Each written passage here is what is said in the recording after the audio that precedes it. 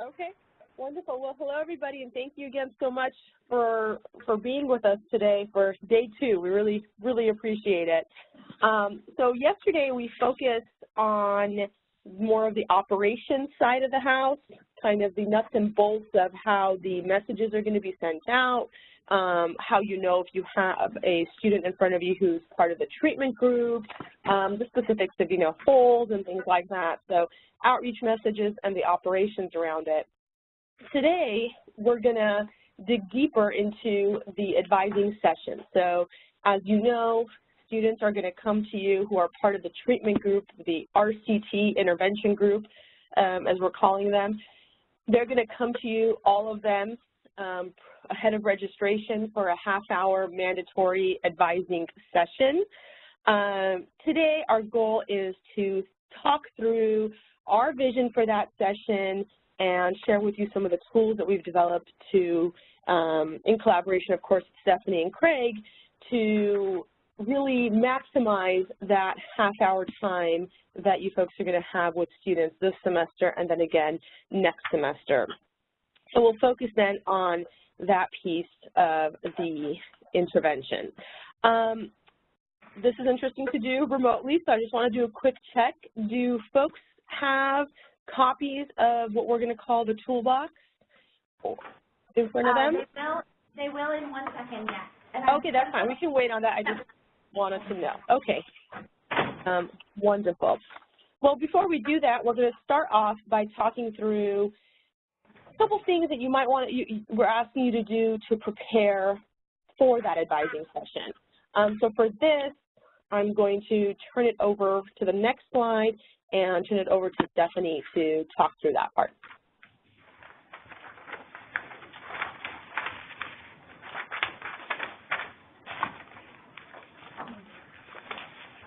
And in the meantime, I should say that, again, it's CCRC and MDRC are on the phone, same folks as yesterday, and if there are any questions along the way, please, please stop us about any part of the study, even though we'll be focusing on the advising session today. Hey, everybody. So again, I apologize for my voice. Please bear with me. I hope you can hear me. I apologize. And if you can't, I could try to do a pantomime or something. So essentially, and a lot of this is just to remind us of what we covered yesterday. And most of this won't be new to our experience, because again, to go back to that language you're going to hear me say over and over again, just for consistency and continuity's sake, making sure everyone does the same thing. So one of the students identified as an RCTI student, so they're in the intervention, comes in for one of these appointments. Most important thing is going to be that you log into Starfish. And I'm hoping everyone does this, but if you don't, before you get a student, you should always be looking at that home screen in Starfish where all those attributes are, because we're going to have, one of the attributes will tell you if they're an intervention student. So it'll be right there, just, we can see their GPA and their major and all those other things with their picture, they have a picture. It'll say, RCTI intervention, yes or no. So very easy, first thing that you're going to do. That's called the overview screen, yeah, right? If you want to be official, Joan. Yeah. Well, that's how I see it. That's how I read it. Yes. Overview. Yeah. Okay. Yeah. I'm just checking. I love it. I love it. Yeah, so this is all Starfish. So Anna Maria tells you your 3 o'clock appointment is here, or Margaret tells you your 3 o'clock appointment is here. Margaret Cox, not Margaret, you pull them off the queue that's waiting for you, and just before you go up and get the student, just to make sure kind of what you're walking into, you want to make sure. And I encourage you, if you're not in the habit of doing that, probably should get in the habit of doing it, because there's a lot of information on that screen that can help you. I always tell students, I was just joking with the group earlier today, I have a horrible memory on working with students, but I always go there and be like, oh, so you're still thinking about criminal justice? I don't remember that they were criminal justice, but set it on the home screen or the overview screen. So it's just a good thing of getting in the habit of doing, is just checking that before we get to the student. The other thing is, remember, these students and the RCTI are required to do their My Career Plan before they can register for their subsequent semester. Now, as we mentioned yesterday, some of them will have already done it because they might be in their 2nd semester. Other students may not have been. And hopefully, again, by the time we're getting to the advising session, we're talking March, April, May. So we've had a chance to communicate out to them about this requirement. But again, just like we do for our iPASS students, you might want to look at that overview screen, and that CRI code at the bottom, CRI MCP, will tell you if they've done their My Career Plan. So again, it's a really good way before you can get to the student of confirming they've Could done I just ask a question? How soon after they apply to the college and they take placement tests, whatever, can they do the career plan? I know you have going to be on Blackboard. Is it going to be so I will definitely answer that question. But just to confirm, so all of these students will have to be in the second semester or later. So that's okay. That's but to answer your question, it's a great point. It just became on the applicant portal. Okay. Whenever that's so soon. So okay, because I tried today and a student couldn't get up. So it's whenever the applicant portal changes. Or I think they already added it. It's on the applicant portal. It's on the right-hand side in the box. Yeah. With like, there's other things in there. Okay, but this was a student who was applied years ago. Does that update everybody because it wasn't there? She had a 05 or 07 student ID. And it wasn't under her support and tutoring? She couldn't get into that page. Oh. There would be a case study for IZ to kind of look into. Maybe like when they converted the new portal over, they didn't convert people who hadn't been here for so long or something. Right, I think that was it. So I can follow up.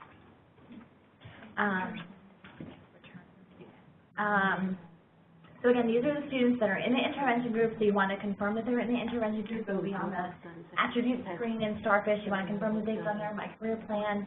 And then what I encourage you to do is check your notes, because remember, part of the thing that's going to be happening in the next 10 days or so is the Blackboard survey is going to be launching to these students to say, how's your first semester, or how's your semester kicking off? Once you get that feedback, which we'll cover in our advising training on Tuesday, I would encourage you to document that in Blackboard. I'm sorry, in Starfish rather. You know, put a note like student completed Blackboard survey, reports everything is going well, or whatever it may be.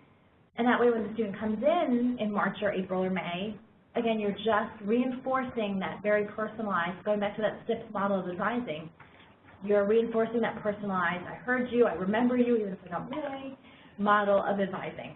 So again, I would encourage you to make notes and read your notes before you get a student and look at that overview screen in Starfish. I gave you a physical copy of the toolbox, which we'll talk about today. Wes, I did email Sam, I'm hoping that he distributed those materials. And if not, I will make sure that everyone gets everything that I've handed out in person, electronic, by the end of today. So that way you have it, whether you're a physical person or like to see things electronically, you'll have it both ways. Stephanie, going back to the survey, that will be noted on notes, or how will we know that they've completed it? That'll be through Blackboard. Oh, that will be through Blackboard. Yes, okay. And then what I would encourage you to do, and the person, Rudy and Melissa, you might have to do for the study is to make a note in Starfish based upon the results that reached out to student, because remember, we're documenting every outreach. So reached out to student based upon results of survey, student who's struggling in his math class but doing great in his criminal justice class, or something like that. Just a summary, a reminder of what you've communicated to the student.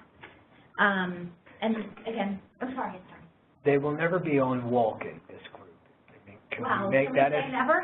Well, I'd like to. Yes. Can we say never? Can I say that? Yes. They need an appointment, or is this something we're going to just pull up, walk in and find out, here's a person here? I think when Rudy and Melissa were here in December, we talked about that, and I think the recommendation is absolutely message it, and please correct me if I'm wrong, message it that it's a required appointment. But we know, push come to shove, we may have to see these students on walk-in, depending. So they don't have to see their assigned advisor. I think that is always going to be the preference. But I'm going to defer to Craig and Melissa and Hootie. I think that absolutely that should be our goal. I just don't know again if the college is ready to turn to school. Anybody else want to answer? Yeah, I think, Stephanie, you're right. Certainly on our end, our preference is for us to say that these appointments have to be with your assigned advisor, but we recognize that the requirement might be just too stringent logistically to pull off. So it's a strong preference for that, with the recognition that there may be these walk-in moments. What we are doing is, I don't think you have distributed this yet, Stephanie, and you may not have even seen it on our front yet, but we're putting together kind of an FAQ for advisors on some of these exception scenarios and things like that. So we can add this to that as well, kind of just think through what would be the process for a student who just walks in and is kind of in a crunch and has to see someone. And that's right. And fortunately, you know, all of your advisors, or you all are being trained on utilizing the tools and for the RCT. So, and you're also able to identify if a student is part of the intervention. So we would ask, even if it's not one of your students, but you end up seeing the student that's part of the intervention, that you utilize when having conversations with those students, the toolkits and resources that we're going to walk through in more detail today. And that is a data point that's being collected if the student came into an advisor versus walk-in versus schedule. So it would be interesting to even track that with David's help to see if there is a difference. I mean, if we can make the argument that people who come in on an appointment are stronger, right, then I think we have a better case of even arguing our claim with administration that it should be on the appointment. I would definitely encourage you guys also. It makes it that more important and valuable for you to check the overview screen if you're meeting with someone else's student, just to see what correspondence has transpired prior to them actually coming in. Okay, I think that concludes. You have a mouse. Craig took the mouse. Okay. Which one? Good. You have to hover. There you go. Where it says 4. All right. Wonderful. So I can kick us off here and then turn it back over to you guys. So as you might recall, back in December, we talked about this concept of a toolbox, and Stephanie just mentioned it as well. The idea is to kind of like jog an image of an actual, toolbox where it's not something, a specific guide, but a set of different tools or instruments that you can use that at your discretion that could be useful in the session. And I believe at this point you all have the advising toolbox draft in front of you. One of the things that I want to point out is that we're really close on this toolbox. As a small team with Stephanie and Craig, we've worked closely on this, but there are still areas that are being tweaked in the next week or 10 days, so you'll get a final version of this. And of course, if you want to participate in that tweaking process, we'd welcome that, or if at one point today we'll ask for some feedback about specific sections I think that are still works in progress. So the structure is basically there, the core components are there. There will just be some refinement in the next week or so. So expect a final version of that, and if you have comments today along the way, we certainly welcome that. Now, I want to emphasize again that this is specific to the RCT study. So I know that for you folks, this is part of a larger initiative around iPASS with lots of different groups that you're serving. Just want to emphasize that the idea of using this toolbox is specific to the students who are part of that RCT intervention group. Okay, so what is the toolbox? Why did we develop one? We can move on to the next slide. Again, I'm not controlling the PowerPoints. I'm relying on whoever is to move us along. A couple things to point out. One, the toolbox is made. I don't think we have power to find either now. I'm not sure if I'm driving. Okay, Andrea? Oh, now we are. Okay, wonderful. All right, so a couple overarching comments as well. Again, this is a toolbox. It's not a script. It's by no means intended for folks to follow it in any particular order. It's a set of tools that's intended to help advisors really get at this advising this teaching session. So really setting up an advising session in which you folks as advisors, like teachers, are facilitating student learning and cognitive development. So what was the vision behind it? Why do we think the toolbox can help us achieve that? Well, first of all, it outlines a set of topics and a set of suggested guiding questions that are really designed to support this kind of interactive dialogue with a student. So again, it's not about using all of these questions or using them in any particular order, But the idea is to cover all these topics and to do so through an open-ended interactive exchange with students. And again, I know that you folks especially are, this is the way you generally approach your advising sessions. You have expertise in these types of open-ended guiding questions. We've put in a lot of effort around those questions. Some of them might be very familiar to you, since we, if you might recall, a couple of months back, polled folks to see what questions you already use. But I'd encourage you to take a close look at that, because others, I think, may be new, and you might want to consider adding them to your repertoire. Some of them come from, like, as appreciative advising textbook. Others are things that, like, Stephanie and Craig and those of us who worked on this so far brainstormed. So while it's not required to use those specific questions in a specific order, I do hope that we can go through them in detail, so you may find them intriguing, and hopefully you do. Okay, so the second purpose of the toolbox and how it really gets at this advising as teaching piece is we outline a set of consistent learning objectives. So there are 4 learning objectives. In other words, these objectives are set up to provide some direction on what students are supposed to learn during the advising session. And in doing that, let's go back to one slide. And in doing that, it really helps us get at that, that advising as teaching piece. And the final thing is going back to the guiding questions in the toolbox. Again, some of them may be familiar to you. Others, you may note, are designed specifically to really facilitate more of this metacognitive skill building. It's a critical piece, right, of this advising as teaching approach, this idea of helping students build a sense of awareness and understanding of what it means to be in college and when and how they should use various problem-solving strategies. It's a critical part of this approach, but one that is very difficult usually given time constraints and resource constraints to get to. And our hope is that by having the toolbox, having this set of guiding questions and topics to follow, as well as a designated half-hour time to meet with a student, that we can really push to that level.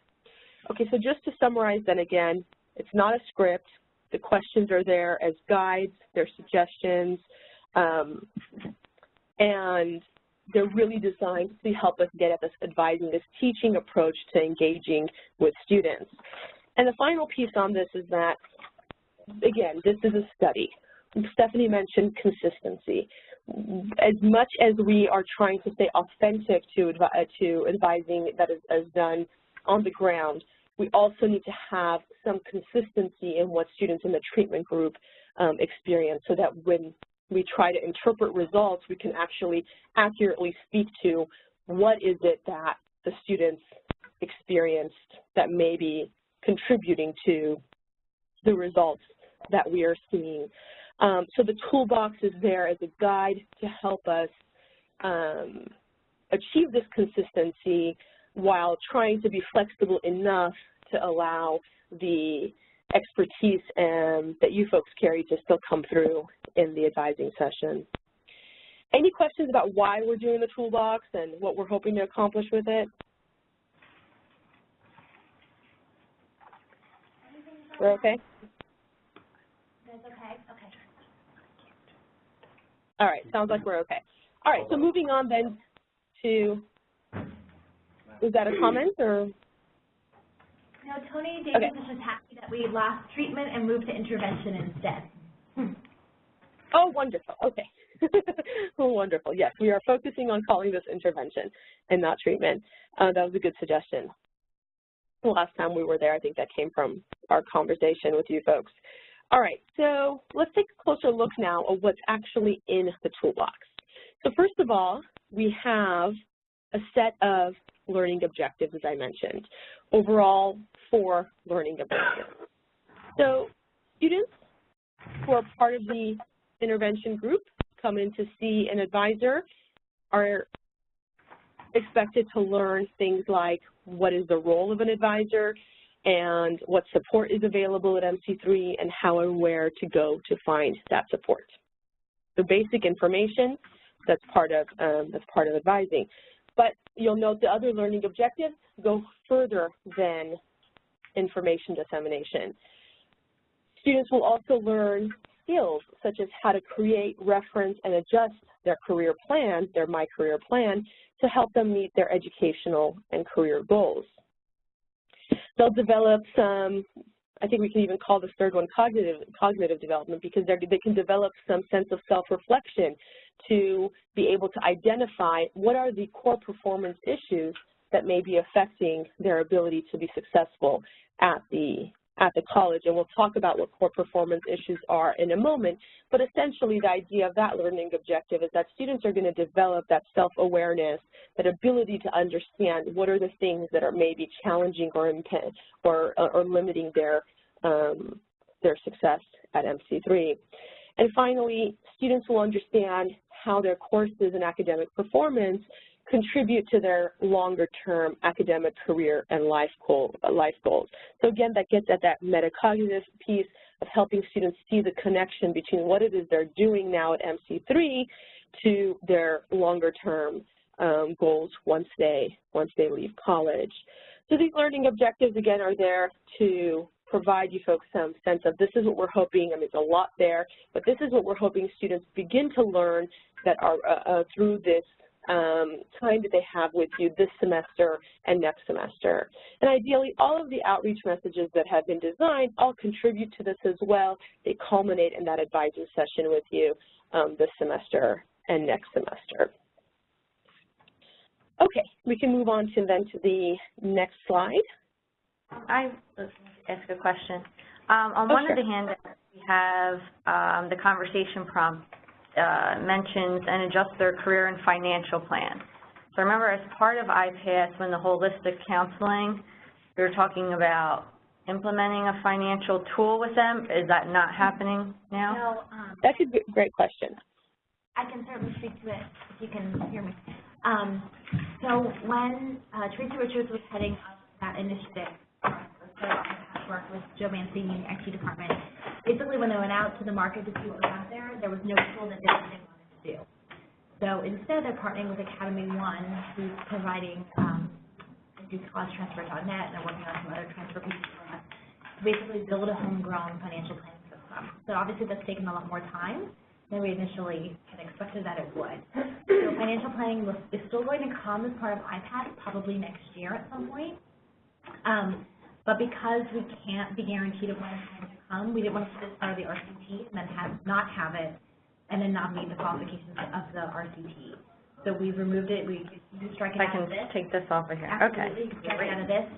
But it's not off the table as a college. But you know what? It's a gift.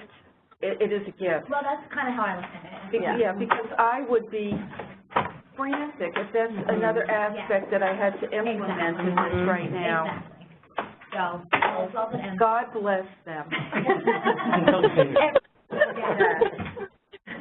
And their ability and not being able to find something. Yeah. Exactly. Does that answer your question, Lori? Yeah. Where's that you're talking about? On this one, the second skills, says career and financial plan.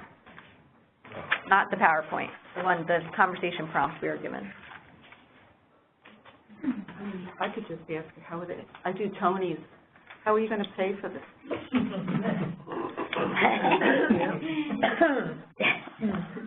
Okay, well, I'm glad to hear that was reassuring to you, because yes, the financial planning tool is no longer going to be part of the RCT study. Any other questions at this point? Good. All right, wonderful. Okay, so in addition to the learning objectives, we've got a set of 5 topic areas that are covered in the toolbox. So each of these topics is listed on the left-hand side of the table that follows the learning objectives. And from what I'm gathering, it's possible that you folks have a slightly different draft of the conversation prompt. You may have one of these collapsed into the same topic area, but bear with me. So the 5 topic areas right now are introduction and building rapport, career and education plans, core performance issues, creation of success plans, and then just a concluding summary section of the action plan. So again, the objective is to cover these really broad topic areas through an interactive, open-ended dialogue with the students. Now, to dig in more to each of these topic areas, I'm going to turn it over to Craig at this point, right, to take us through it. Yeah.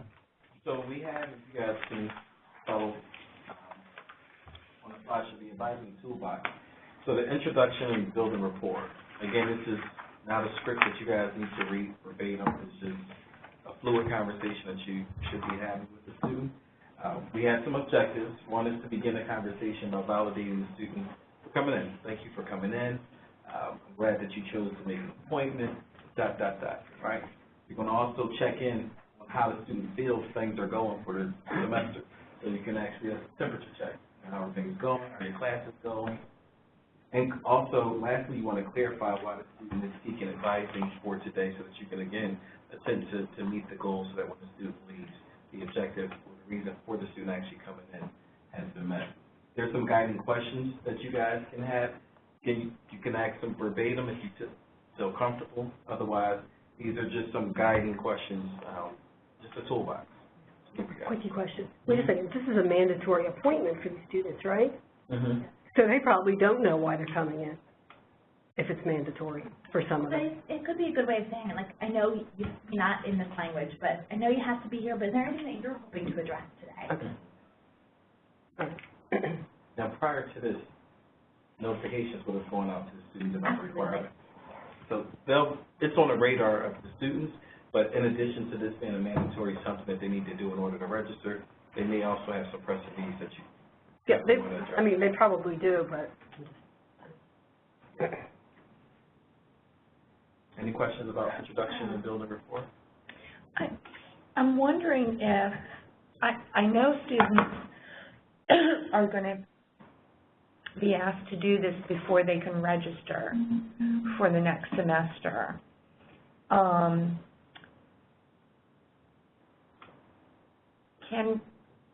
Does this have to be a separate appointment? Because sometimes a student will come in just because they have a question about something. Is this course going to be offered in the summer, or, you know, how do I do this, or I need tutoring help, what do I do? Is it appropriate to do this if they just happen to make an appointment, not necessarily with the intent of it being this particular appointment? If they've already completed the task, the check mark? Yeah, and I think Hootie can extend, if we go in later in the presentation, there's going to be some qualifications. Like, as long as you touch these 3 bases, that would be appropriate. But if they're just happy, you know, if a student coming in and just wants to talk about, should I withdraw from this class, that's not going to be counting as this appointment. Right. So it really is about the content of the meeting. But why couldn't it be considered But if you can add that content. So if a student comes in and wants to talk about withdrawal, and then about the conversation, you hit on these things, absolutely. But if it's just the withdrawal conversation, it doesn't count as a conversation. But it could include all of this. And then it's fine. You can expand, but so let me just get back to but the logistics of it. So I think one of the things you have to look at is how much time you have with that student. Is that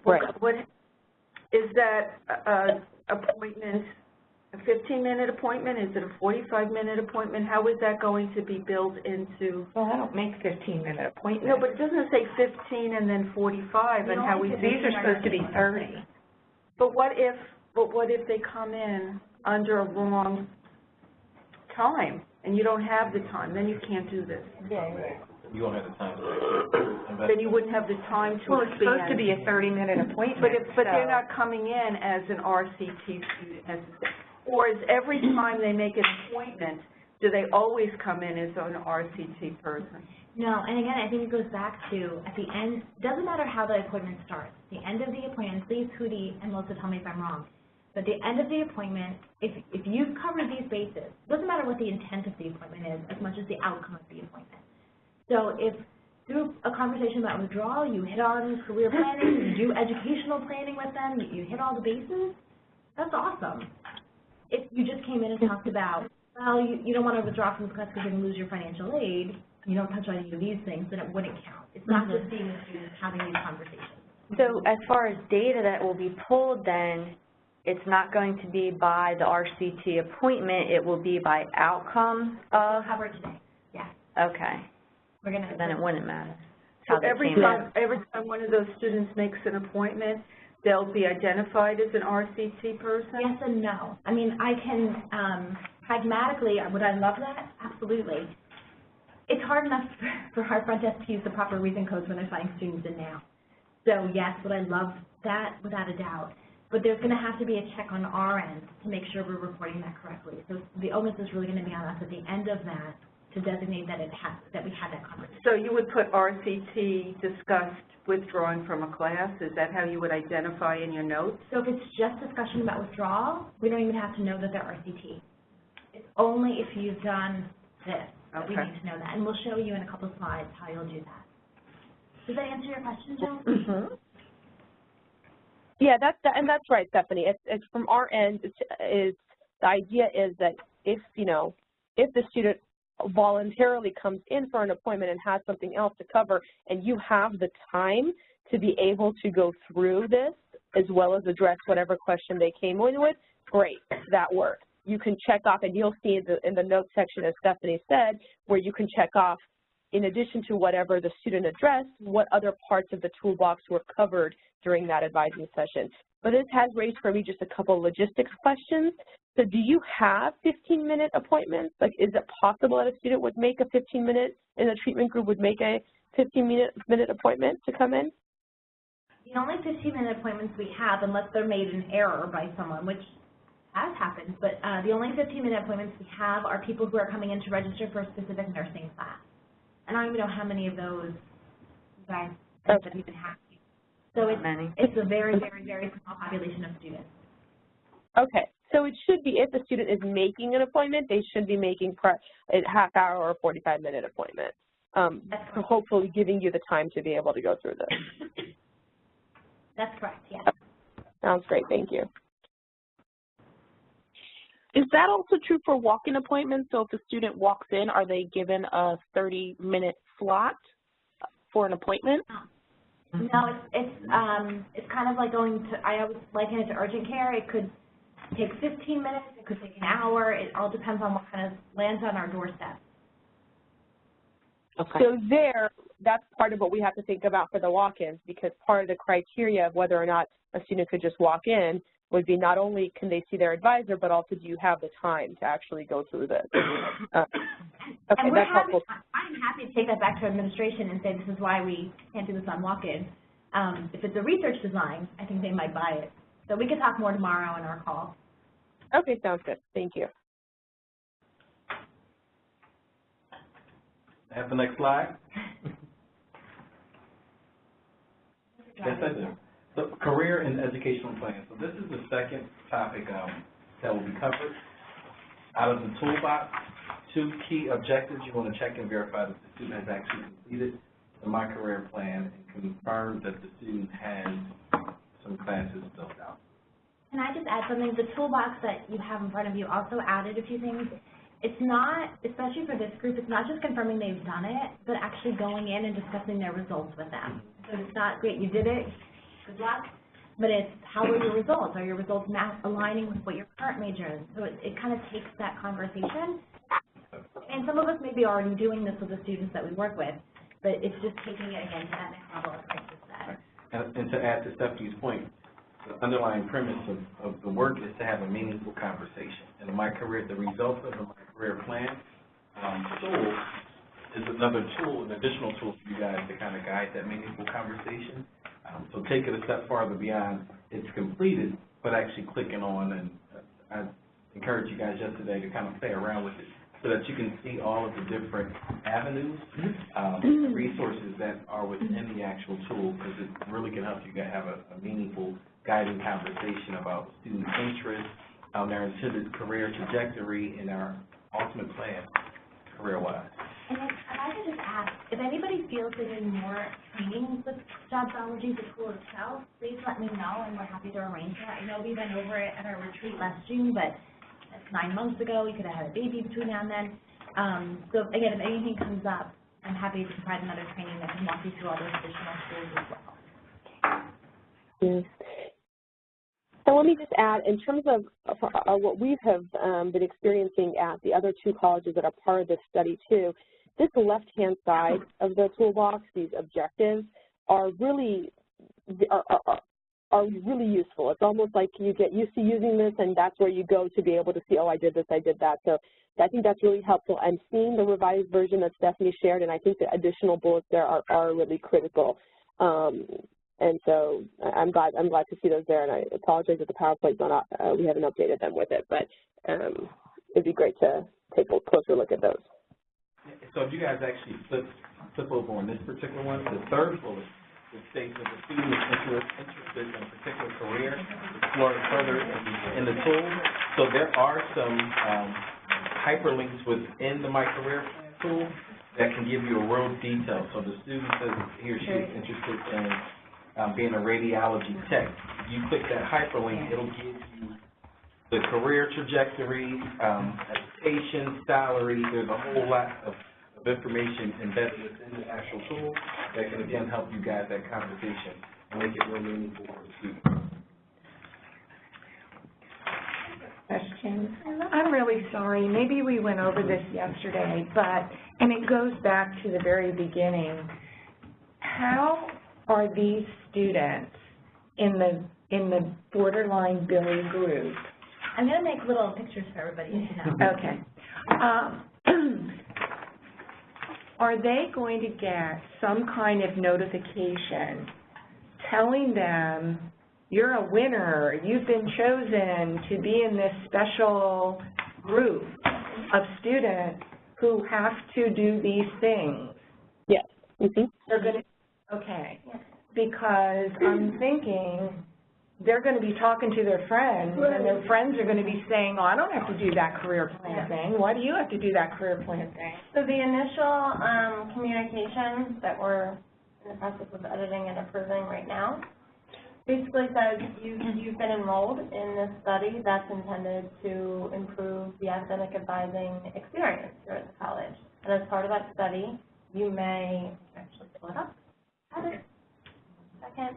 You may receive additional support. I mean, not missable. Can they opt out of it? No. So as part, this is currently, so it's not finally approved yet. As part of the study, you may receive advising services, which may include increased academic support from advisors, i.e. a required one-on-one meeting with your advisor.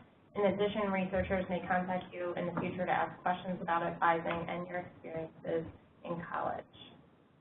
And then it goes on to talk a little bit more about the project. But we don't get into specifics of what they're going to have to do. That's the follow-up conversation. So it's more like you're in this group. You're going to be receiving additional support in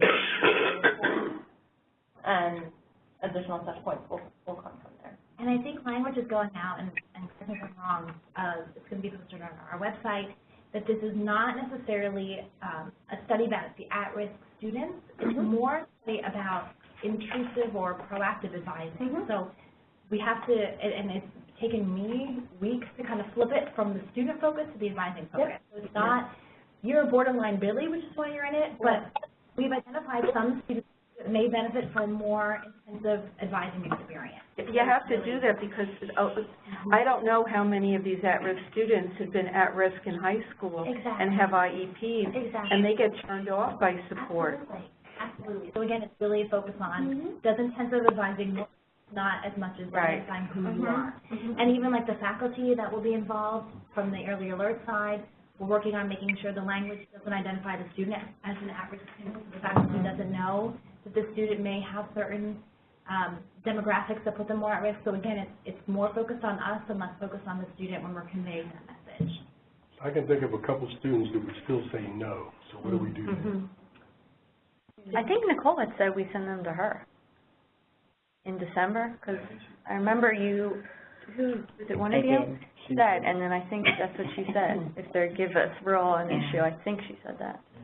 Well, similar situation with the iPASS cohort. There's a perk on it, so the students have to complete these things before they can actually register. And then just the way that we finesse the conversation, so we can intertwine these different key points into the conversation if a student presents with a challenge, they want to drop a class.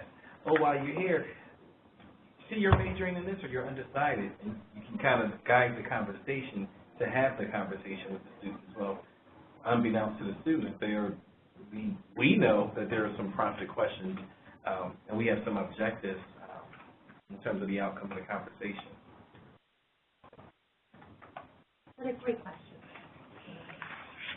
One additional note about the language that will be shared with students that was just outlined is that information will go to all students that are in the study, so students that are part of the intervention and students that are also part of the control group, so who are not receiving intervention.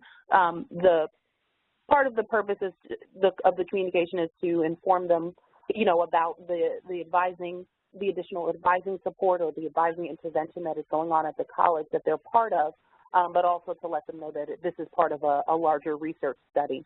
And, as part of the communication, students don't have the option of not receiving that intervention or program if they're selected as such. It's similar to the iPASS intervention that you're doing for your first semester students.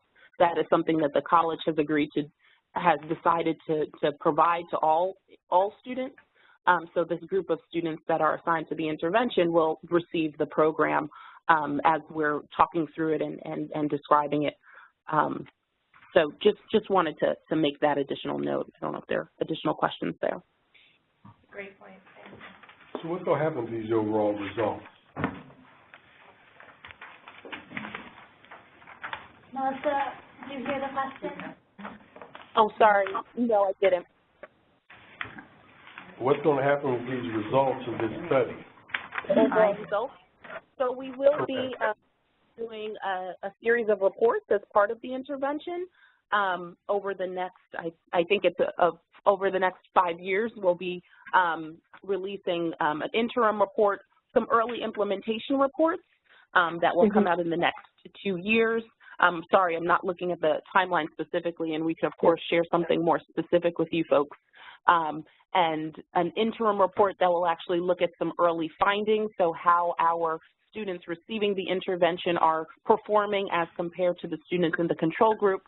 So there'll be an interim report which will probably come out in maybe late 2018 or early 2019, and then a final report which will come out probably closer to 2020, which really looks at longer term outcomes, or at least outcomes for 2 years following the group of students that are participating in the intervention and those that are in our control group, looking at, we'll be looking at some shorter term outcomes as well as longer term outcomes. So shorter term, one, if they're seeing their advisor, we expect that they are, semester to semester persistence, whether or not these students are enrolling in courses, and then longer term outcomes, year to year retention, as well as potentially looking at graduation. Cody, I don't know, there are probably other shorter term things that we'll be looking at as well. Right, for the implementation piece, which I think is really critical for this, because it's an opportunity to share out what you folks are doing and what Stephanie and Craig have largely designed in terms of this intervention. That'll start very early. We developed a framework for designing this intervention, and essentially Stephanie and Craig and your team took it and customized it for your institution. So that, along with all of the tools that have been developed for the study, as well as the overall design of the study, will all be shared as early as will be published as early as this summer.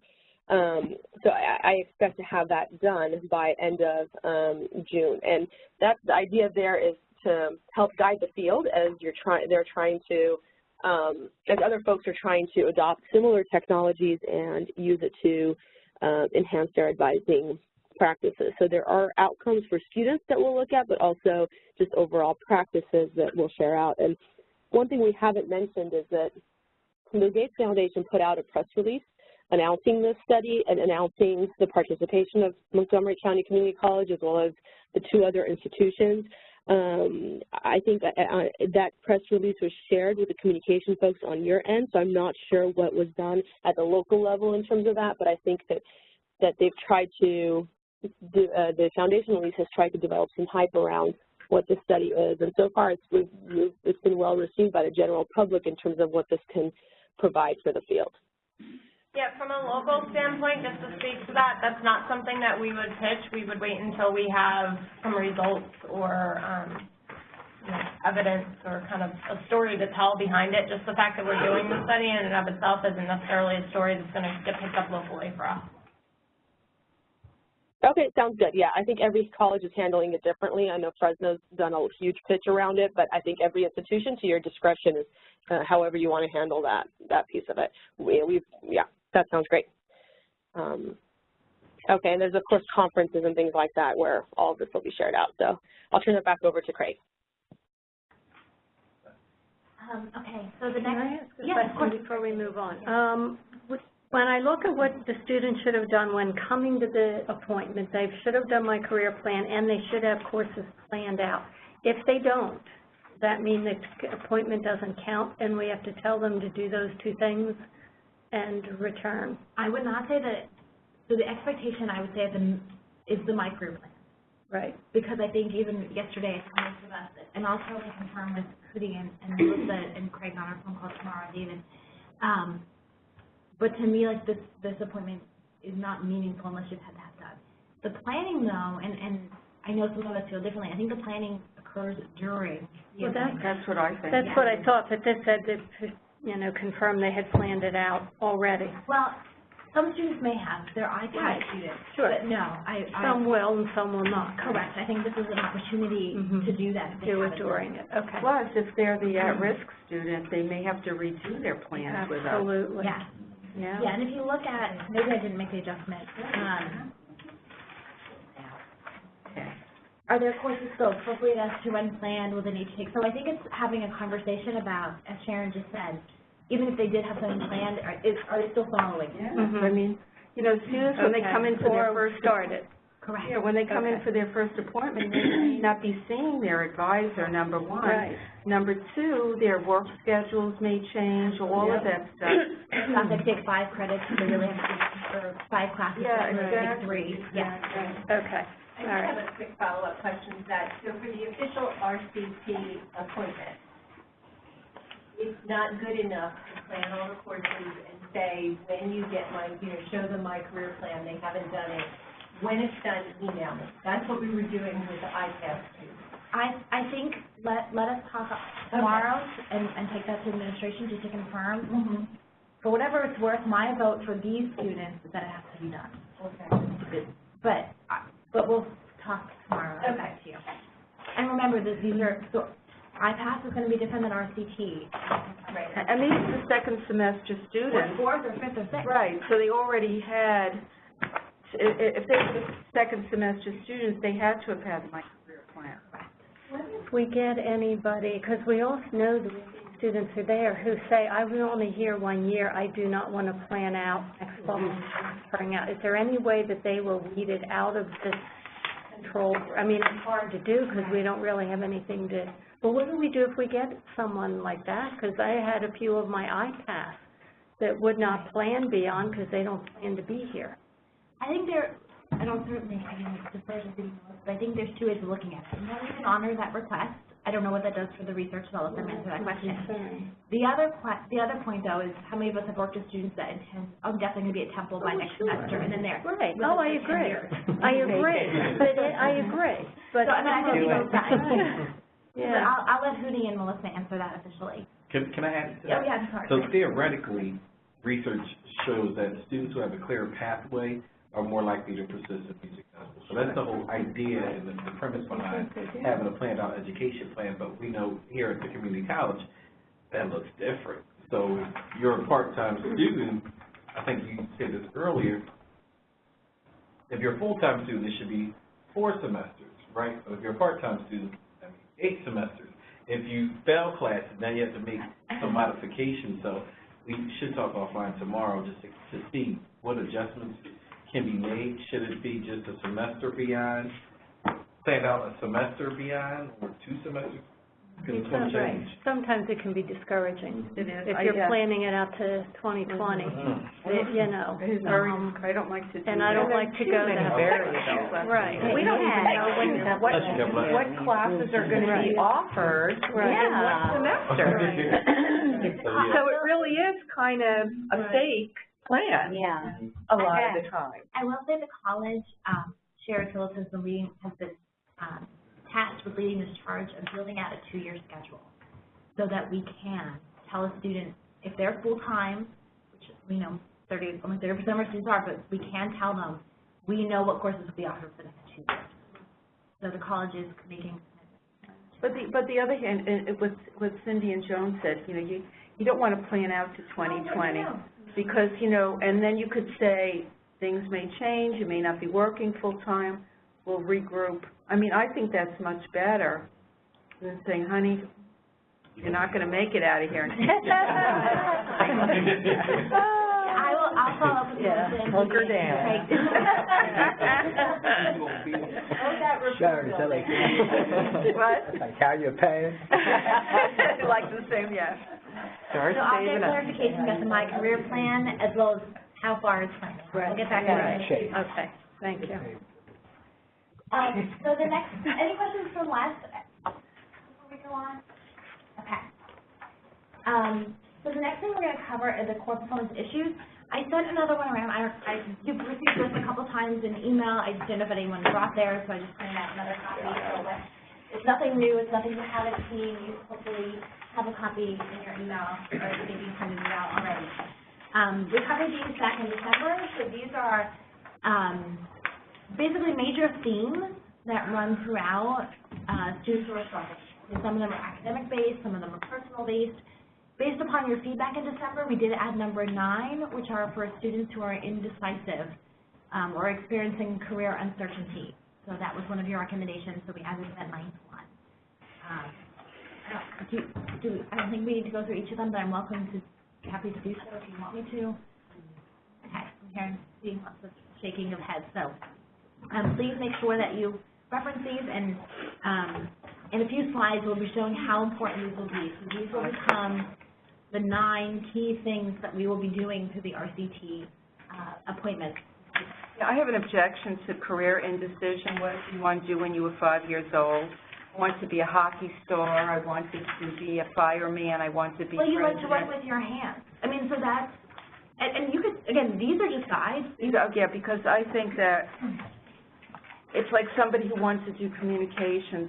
Do you see yourself holding the microphone, or do you see yourself, you know, like doing the control stuff? I mean, that's the kind of questions. Yeah, I mean, we certainly can change these. These questions we don't expect you to use verbatim. They're suggestions if you're someone who's struggling. It's more the left side of the table that's important. Okay. Not that the right side's not important, but they're just suggestions. So the only thing.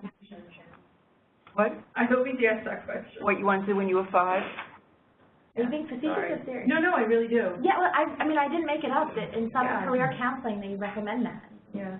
Because you'll get a sense of what it's really like in their heart of hearts. Okay. Well, and now you're the dental hygiene advisor. So hockey, you lose teeth. I see a trend. It's perfect in life. So the only thing that we have to make sure that we're all doing the same of is when we're sending the communications out. No, the that's not true. We'll get to the other same thing. I thought you said yesterday that we can't do our smiley faces and all That is true, that those Okay. it's, the not true part is the only. There's other things that we're going to have to Oh, all right. Yeah. But that is, this part we can be ourselves as long as we're getting the information, but the templates you're sending us has to all be the same and uniform. You could be as grumpy as you want to be in person. Okay, thank you, because I love being grumpy. Okay, great. Yeah, I was just yeah, you were thinking of being a nurse. You want to be a nurse?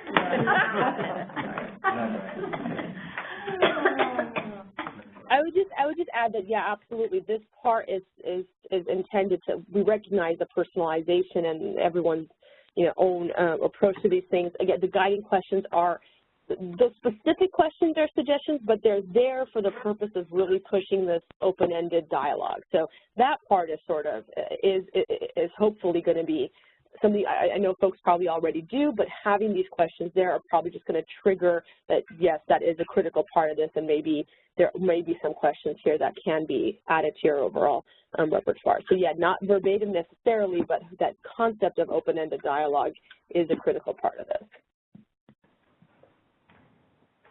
And the next slide is about the creation of success plans. We're going to work together, and I encourage, if you have any ideas, please share them. We want to create next steps for students. So really, like, whether they're to-dos and starfish, like so great, a student has left us, and they've had a wonderful, meaningful conversation with us, but what next? So are there certain tasks we're going to give them to do to follow up out of these performance issues? Are there other people we want to connect with on campus? So, for example, if someone discloses a mental health issue, could one of the next to-dos be to raise an alert that goes to the SSRT team? I always hate to say SSRT. So just to start thinking about what are some objective things that we can be telling students to do and encouraging them to follow up with, so that it's not a one and done. We had this great conversation, but then it ended. So, like career services, or right? Like, is it a referral to career services at that point? That's a great idea. So, if there are any suggestions that you have, we are certainly willing to take them and to build out this portion in the next few weeks. So, with career services, this is a total side. We have could Nick present? He prefers Nicholas, but yeah. Nicholas, whatever. So we could work on this, because I think if we know exactly what his role is, we'll know when it's appropriate to send a student. Absolutely. We can, this is offline from this. Nicholas is the new director of career services. He's the person you see wearing a suit. He dresses very formally, which I admire. Yeah, give it like a month and he'll be in jeans like the rest of us. But yeah. You wear jeans? On Fridays. You had jeans yesterday. It's a wool pants.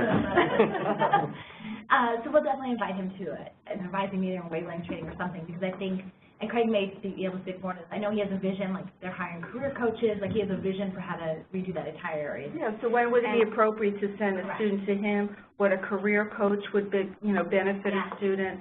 And then the grant programs, like Act 101 Keys, mentoring programs. All that would be in there for them to do, to outreach for them. Yes, if someone is benefit from those, obviously if they meet the qualifications to join those programs, absolutely. Okay.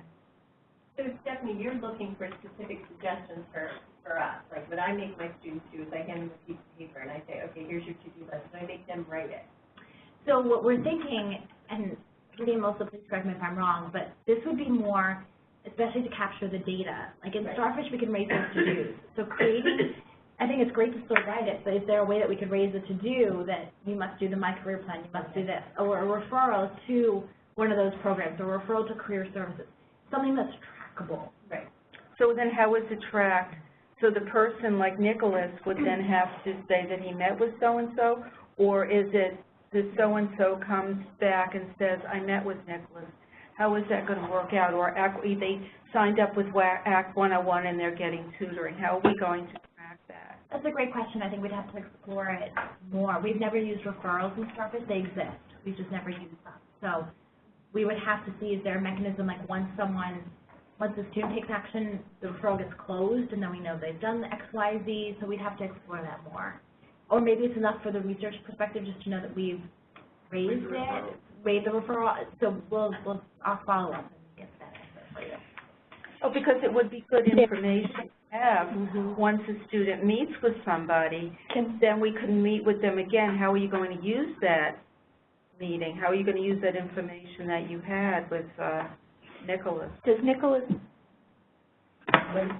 Starfish, notes or anything? He didn't know Starfish existed until today. I did a training with him. So he loved it. He loved the idea of it. That's one way that then I guess we can because follow up. when I refer for Act 101 and then I'll go in for whatever reason, I see Leslie has her notes here. It says advising Act 101. Right, yeah, she does that for sure. So that's good.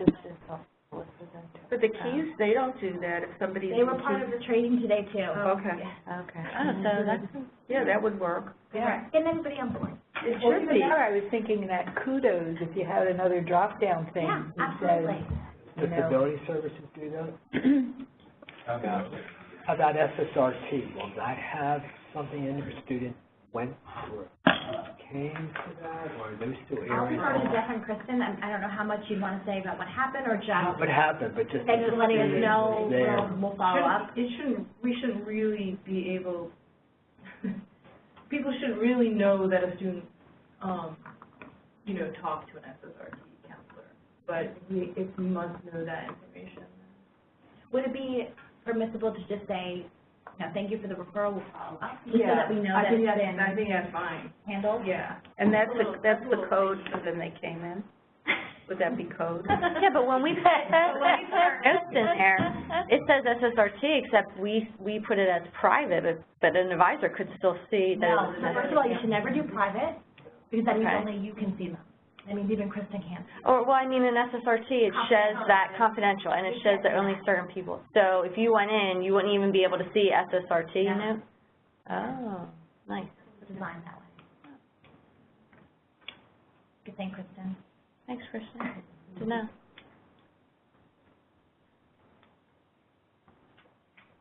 Any other questions, comments? So yes, any other suggestions you have?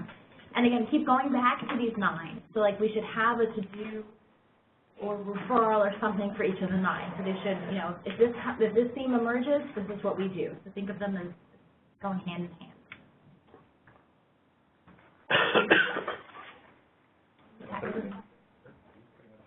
Oh, Some of our I'm so sorry. students to do, make sure that they are clear, how and when to update it. So just some guiding questions to kind of bring the conversation to a close. But, you pretty much touched it. So is there gonna be a short, checklist? Because I can't imagine getting all this stuff done in 30 minutes. So it's funny because I used a checklist for it and Rudy yelled at me. Kidding. So yes, we'll definitely put something together that is like an abridged. Because all this stuff is crazy. If it would be helpful, what I was thinking in the shower this morning, as I couldn't talk, but what I was thinking might be helpful, and if it's not, please tell me not to waste my time. It's almost like a two-sided where one goes over all those different profiles that we talked about yesterday. So, who is borderline Billy and what does borderline Billy have to go through versus first-time Franny, and I won't use those names if you don't want me to.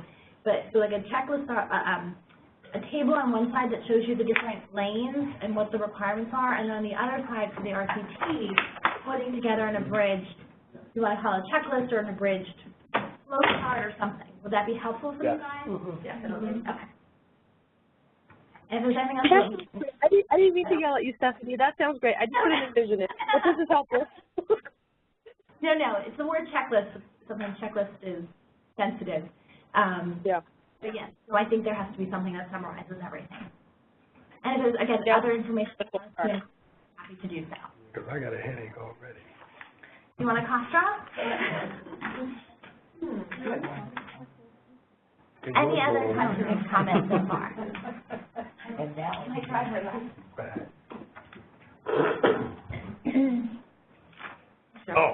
You're driving? Okay, so sorry. Oh, boy.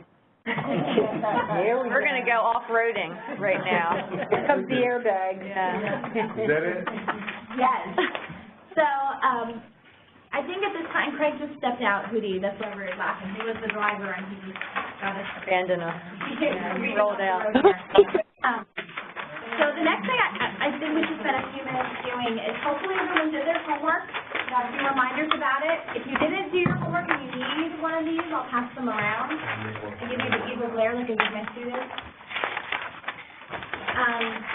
It's just spending a few minutes, and I don't know if at West maybe Okay, real quick. So we have some folks that left. I want to make sure that you're included in this conversation. So I don't know if it's better to discuss as a team. Like we can mute, you guys can mute and you can discuss, or if it's better to do it as one big group, whatever your preference is. So what I kind of thought is that we go through each of these. Hopefully, again, you've had the chance to identify them. If you didn't, you can hopefully just speed read.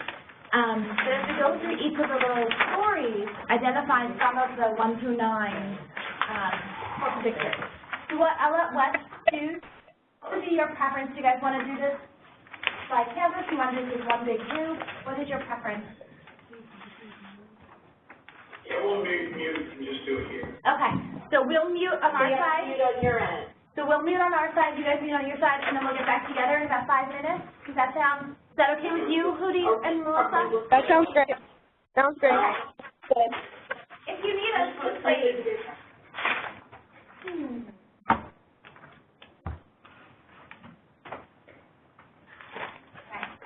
Oh, can you hear us? No, you can't. You still can't hear us? Oh, good. Excellent. Okay. So we'll start with Amy. And again, if you need to take a few seconds to read through it, please feel free to do so. But anyone have any thoughts about Amy? What core predictors do you think Amy's going for? One. Oh, sorry. We're not calling out? Jump, yeah, shout out. I'm thinking 1, 3, 6, and 7. And 2. And 2. Yeah. And 8. Oh, and I have 8. Oh, yeah, that's right. And Amy's going through it. Amy is going through it. She's running the gamut. What makes you say 1? she will definitely be here. Just because the mismatch between skills, interests, and abilities. So, yeah, her courses. And she's retaking it. Yeah, and I just think she's overwhelmed because of all the issues that she has that maybe don't have anything to do with academics. So that would be 2. Would be 2. Yeah. And you don't know yet about the, I think, I don't think 1D in a science class doesn't make a nurse. But she has There could be other issues involved, as she you does. can. She has 2 children, one with autism. We don't know if she's a single parent or not. We don't know if she's a single parent or not, because that may, exacerbate. Well, I think it's going to be more than, because she's going to be attempting it again, because she said she's still struggling after she earned a D. So, but I think that she's going to end up passing it again. Yeah, and she's still struggling. Then she's going to be asking for a second or third attempt, third attempt. I'll give you the 1. Yeah. Okay. And I do have 2. Feelings of, low self-esteem, maybe has no support at home, no adult support, so I see 4. Do you think, and I'm just questioning, is it more of a 4 or more of a 6? I thought it was 6. I thought it was 6. Yeah, 2, 6, and 8. Yeah. No, I'm not disagreeing. So I think we just, again, I think for most students, we probably can check off all 9, but we maybe want to look at like the top most pressing 3 or 4. Well, 2, 6, 8. Well, number 9 too, because when a lot of people come in for the health programs, whether or not they're qualified, and I'm not talking about the younger people, I'm talking about the older people. And she is non-traditional. Because they need to have something that's going to help them support their family. I don't disagree with you, Sharon, but it says Elaine wants to go back to be a nurse to make a decent salary. Amy. But, or Amy. Oh, wait, it says Elaine. So. And she also has a dual personality. That is number 4. That is Amy doesn't want to be a nurse. That's number 7.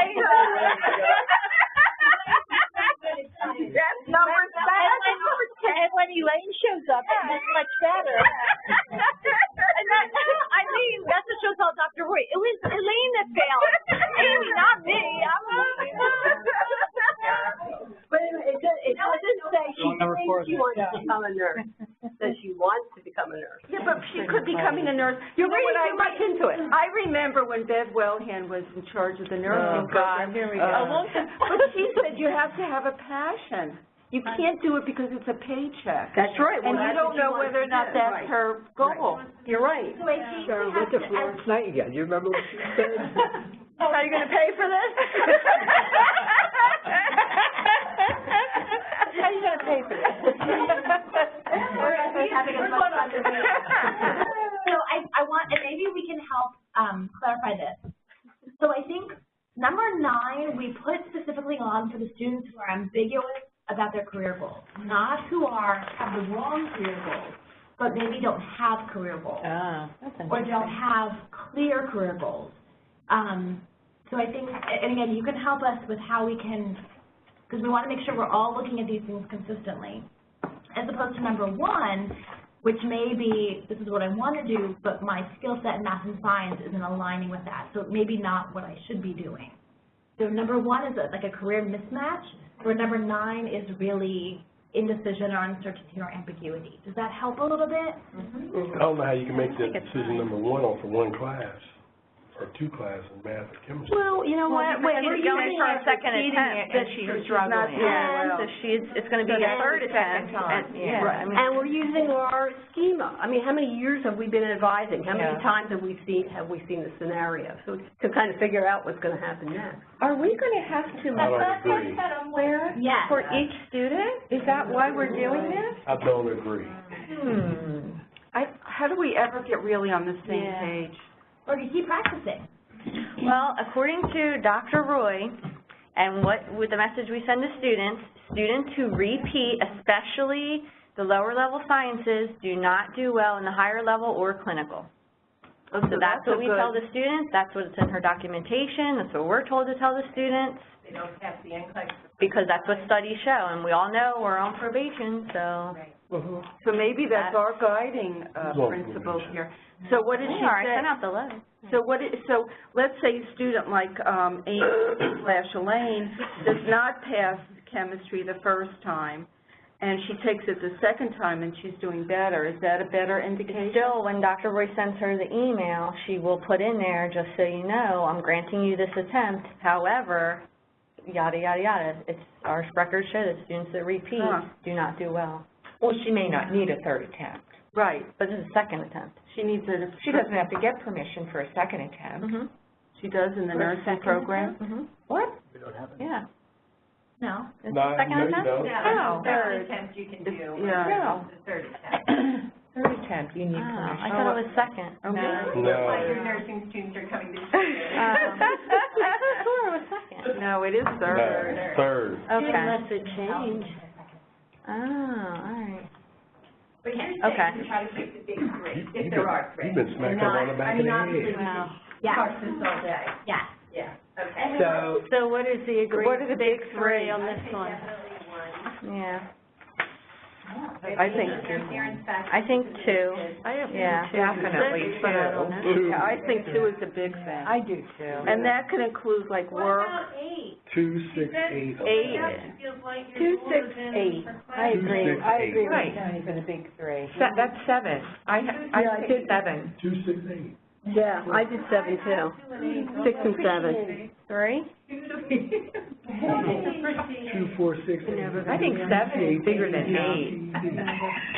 Well, is there a limit to how many we have to select? No. Do we do it in order of importance? Is there a right answer? Oh, Sharon. No. Enough. My answer is the right answer. Oh. What is it? No, I'm joking. Oh. How do we know that we're on the Yeah, hey, Well, we're right. not, because 2, 6, 8. All right, we'll do the next one.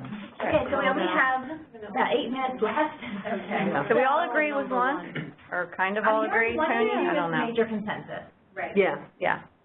1 and 2? 1 and 2. That's what I heard from everybody. She has non-academic issues outside of college that are affecting her success. Yeah. The kids. One has autism. We had 2. Yeah. And I do believe that's the You don't biggest agree with 2 either? No. 2, 6, 8. I think that number 2 is the biggest issue of students that I work with. Yeah. Because, Oh, yeah. you know, there are a lot of issues that are non-academic. Okay. Can we pause on Amy and Eileen and maybe go to Carson for just 2 minutes? Okay. Sure. I have 2 and 7. I have 2, 3, 7, 8. 2, 3, and 7. 2, 3, 7. 2, 3, 7. Hearing a lot of 2, 3, 7. And 8. Tough time being a student again. I also put in number 1 too. Why? Because he cannot he's taking these online classes, but he says he can't get into the rhythm of the courses. He travels for work, and he has to do the job, the projects that the boss says. But that's not an academic issue. So it is. You don't know that he's not academically ready, though, because you don't have any information. I didn't put it down. I thought you said 3. I heard some. Oh, I did say 3. I said 3. I would agree with Joan. I don't think that he could be struggling because he's traveling and looking for work. But there's nothing in here that says that. Yeah, we can't tell if it's the Struggled before, but he was 18, so. And it still doesn't mean he wasn't in college-level courses. So I think with academic readiness, we also, and maybe again this is the language that we're using, which we could change, we're not necessarily talking about just developmental courses, but are they ready to be a successful college student? If you look at the description, it even goes into, are they ready to have good study habits? I felt it was 3 because he's saying he's reporting, so each semester has a different requirement, each professor has different requirements, he's been unable to get into a rhythm for, you know, preparing for all that. So to me, part of academic readiness is balancing that. Well, maybe we should would be college readiness. Yeah, I would think that. I think if the student, because we don't know if the student, the academic readiness policy. I don't know if the student wouldn't be successful if he didn't travel and had to do all of that extra stuff. So I think maybe we eliminate the word academic. Just say when a student isn't prepared to be success, because that would cover more. So the language I heard was college ready. Yeah. Is that better? Yes. I know that feeling that you don't get that. Number 3, changed from academic readiness to college readiness. Not necessarily developmental. And that's good. Yeah, that's a different meaning. Yes. Who said that? Sharon? Cindy. Yeah, we're the smarter end at this place. Well, apparently not. Since I'm thinking I need second. Look what I'm up against. Here. So we're touchy-feely. Right. If Tony is on your team, you will win. That's all I have. Oh, really?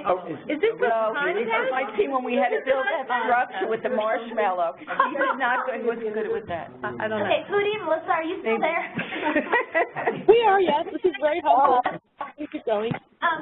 Do you feel like we should just kind of skip at this point? We should end with this experiment? Yeah, we're not going to get to the rest. Yeah, no. I think if you could touch on, I believe there's some slides around note taking that might be critical. Yeah. So let's do those if possible. So let's skip to slide 20, the advising session. And if you have the time to do it, if not, we may need to handle it. You still got on mute. You have us on mute, yeah. The moot point. Better? After. Here you go. She hasn't said yet. A couple slides down. This way? Yes, Oh, sir. here, let's look at that page. Look at the Keep here. going. Keep going. Keep going. Oh, my God. Okay. So one thing, and this goes to the questions earlier, will people who make the appointments know what to do? And the reality is probably not. And this does not have to be decided today, so just think about it, marinate on it, as one of my professors used to say. Because what can happen is, after the fact, and I hope you know this anyway for your own appointments, whatever the reason code that was put in, we can all change it. So like, if the call center put in course registration and selection, but the conversation really was about changing a major, you can always change that to be more accurate.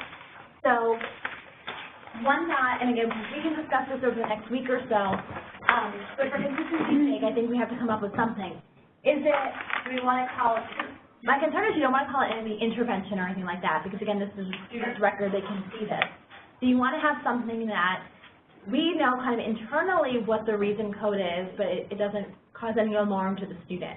So whether we call this SIP advising or RCTI advising, or if you come up with another something that, again, is separate from just regular course registration selection, so we know that this appointment that we've been talking about happened. So just think about what you want to call that. We'll certainly train the front desk and the call center to use that, but we know errors will be made. So it will be on us to make sure that after that appointment, we make sure we're choosing that reason code if it wasn't already chosen. So again, if you have any thoughts about that, what that should be, please let me know. But don't students make their own choice when they schedule through Starfish? Absolutely. So they're not going to choose RCTI advising, are Correct. they? Probably not. So then when we go in and look at the overview and we see it's an RCTI person and we make the assessment that the appointment can be an RCTI appointment, then we would have to go in and change that? Is that really important? It's how we're going to track it. To have the reason be correct? It's going to be whenever this appointment happens. If you're in your outcomes, I mean, you're already on that screen anyway. Right, because we don't know if it's correct. But I'm saying it's really important to go back in and change that. That's my question. If it's been done as an appointment. Or walk-in. Yeah, but I mean, that all the things have been done. Correct. Not just, That they're not just that the student, but, right. Correct. I guess my question is, if we have this RCTI appointment and we're putting in this information about the performance issues and all of that, is it absolutely critical? Those only appear if you choose the 3D code. Ah, okay. So it is critical. Yes. Okay. So yeah, David, Mr. Davis, you could go to the next one. Because what's going to happen is this reason code is going to drive the speed notes. It's going to drive speed notes. Because speed notes are tied to a reason code in Starfish. Okay. So this will be after you've had that RCTI conversation, you're identifying which of these 9 have appeared. And I will change academic readiness to college readiness. And if there's anything else, again, this is our thing, if there's anything that's misleading, if there's anything I can clarify for you, these are easy to be changed. So these will only appear for the students who have that reason. So that's why it will be essential. So when we hit outcomes, this is what will appear. Under speed notes, the third. Speed notes, okay. Yeah, right there. Are we allowed to say mental health issues? I'll defer to the experts with the best assistance. Did the students see that, this part? There's something else that's less, personal? You say personal issues? as long as we all know it. Because we have the reason code that says personal counseling. Right, like I don't want personal issues to be confused with number 2. Stephanie? Yes. Yes. We're getting kicked out. Oh, okay. Just say no. Just refuse. Okay. Tell them to find a different room. We'll be finishing in 2 seconds. So if you guys can hang out, great. If not, we'll disconnect.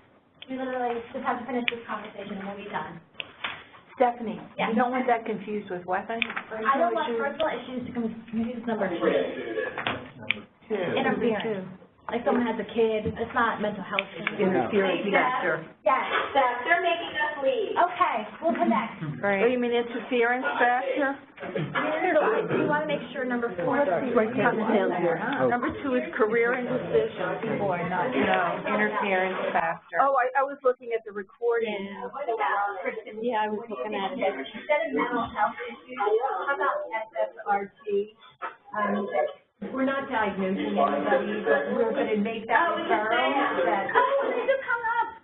Or even just like personal. Well, I feel like personal might, like Steph was saying. So SSRT, we are a group on campus, so it's not a bad thing to get an SSRT referral. But what if these are outcomes. Yeah, but what if we discussed those issues, but they weren't referrals? Yes.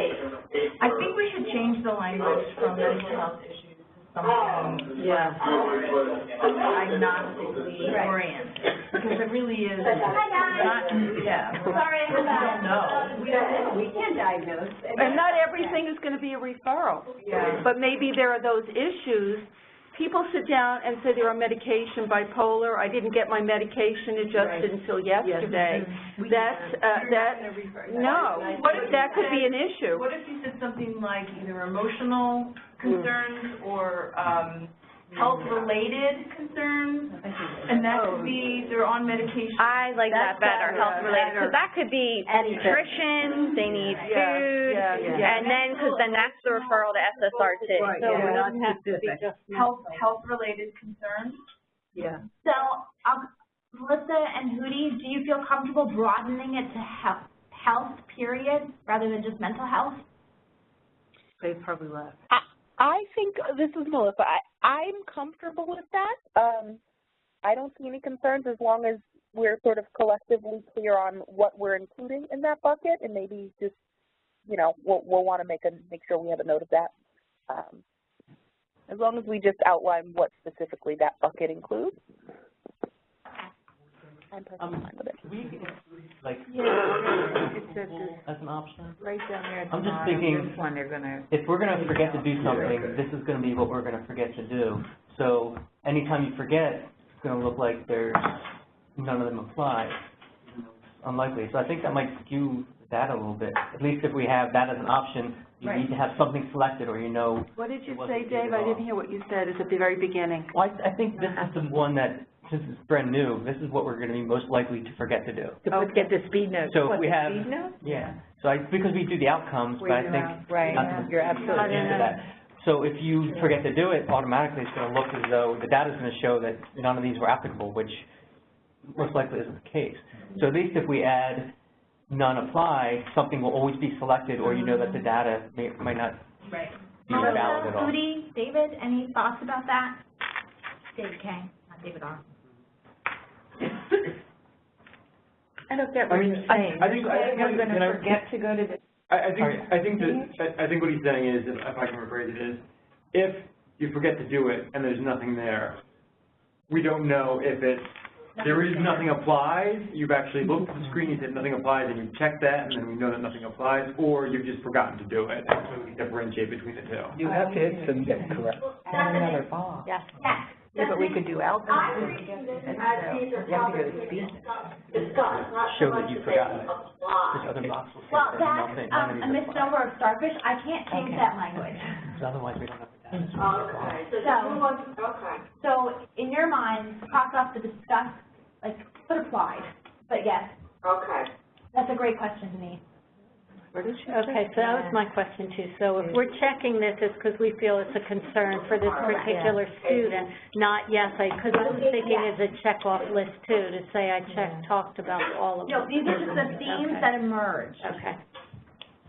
If you've got to this screen, and I don't know if this is what, maybe you're thinking, it's not going to screen, is that what you're saying? Correct, like we're just going to outcomes, we'll forget about speed notes and be Distinguish. But it won't, but if you put that reason code, can it stop you from going to outcomes somehow? No.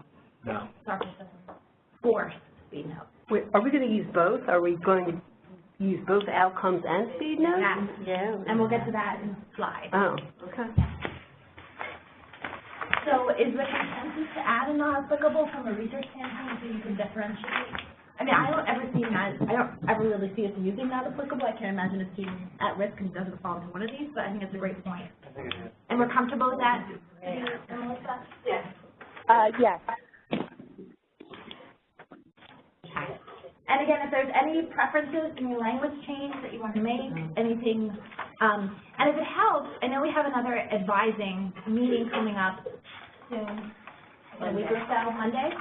So even if we want to maybe take one more case and talk about it as a group to try to get a little more consensus, I think we could definitely put that on the agenda. I think that's helpful to hear what the 1s and 2s and 5s and 7s. Maybe we can discuss that a little bit more.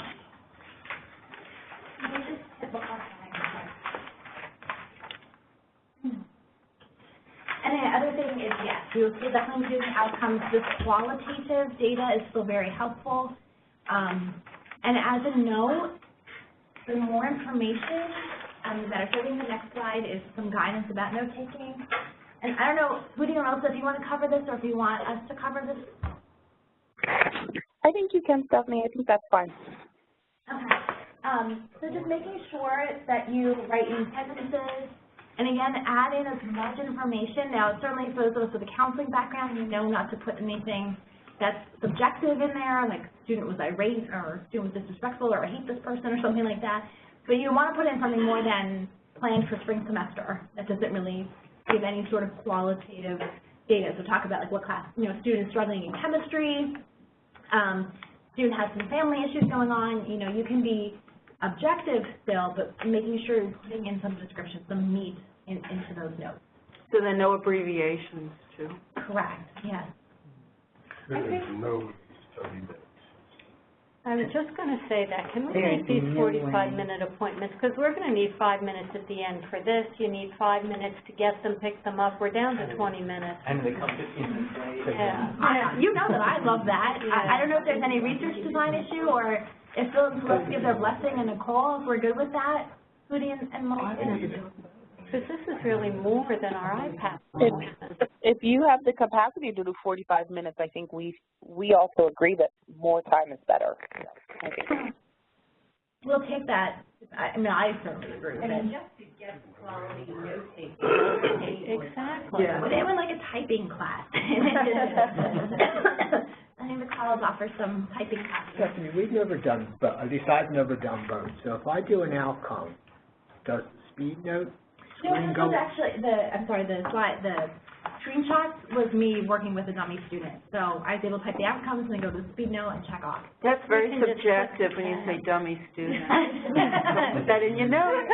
Yeah, I know, indeed. You can hit both tabs and it doesn't go in until you hit submit. Right. We hit submit once then. Correct. Oh. It's bouncing across those 3 tabs on the top.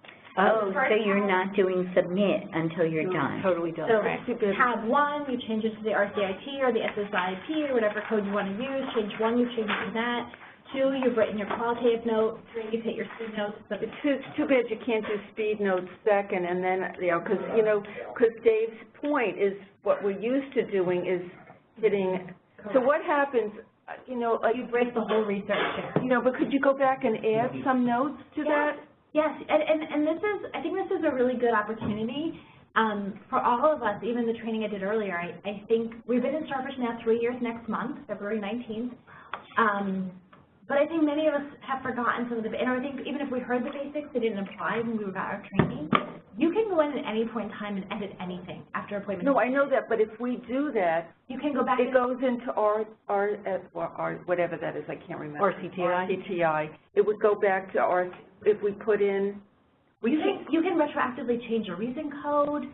You can retroactively add, delete speed notes.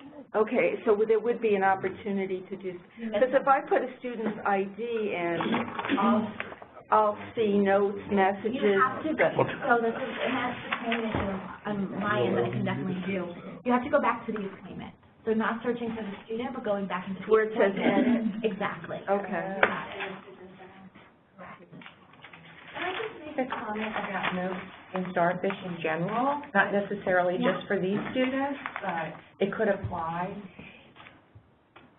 Be more specific, particularly if, for example, you helped a student do a substitution, right, what the substitution was, because a lot of times something happens to it, and this just happened to me the other day. I totally forgot to put through a substitution form, and I'm looking at the student's program, I'm like, it's not there, I don't know what I didn't have it in my notes, so, yeah. It's becoming more important to be more specific, I think. I think that's a great point, absolutely. And especially sometimes you can be the one talking to students, but then somehow the course substitution ends up routing to a different advisor. So I think, just from a collegial standpoint, I think that would be very helpful, absolutely. How can you retract wrong notes in wrong files? Can't. Because I don't remember. I was like, I know I did this already, so I must have put it in the wrong student file. Any other questions, comments, things? Oh, and then the last one, I'm sorry, can you go to the last one? Thank you everyone for your patience. This goes to John's point that 3 hours ago it feels. When to remove it, it's only if these things have happened. So we're not removing it if it was just an email conversation. We're not removing it if it was just transactional, like I just want to withdraw, I just want to drop an ad, I just want to change my major, if there was no substance to the conversation. And then just remember, it's a perk. So once you've done it, you just have to remove it. We all know how, I hope we all know how to end it. So these can still be phone appointments? I was just I mean, I wish not. My feelings about phone appointments. But we for middle stage, we cannot discriminate against a virtual campus student. Okay, so. Well, what happens if it's a regular central campus student, doesn't want to come in and wants to do a phone appointment? Is that okay? I don't think it's good, but I'm just wondering. We have a new policy, virtual campus students only. Do phone appointments. I think the problem is it's hard to qualify what a virtual campus student is. Well, the other thing is they may live really far away, and they're might be in the hospital and having calls on me. Oh, yeah. I prefer you not to do this on campus. Okay, anybody? 1 hour. Comment. One is that this case study thing reveals the fact that oftentimes our personal biases get in the way. Yeah. And that's why we need to check this thing out, because, that's why I talk to the students, figure out where they come from, so you can make a decision not based on your personal stuff, but what they're really saying. And that's why I think that we're not black and white. All of it. Okay. Any other questions? Anything else, Judy, Melissa? Sorry. This has been very informative, and looking forward to connecting with you and Craig about a few of these outstanding issues. To get back to the larger group on tomorrow. Absolutely, perfect. Okay, thank you everyone again for your time and your dedication over the past stage. Okay, thanks everybody.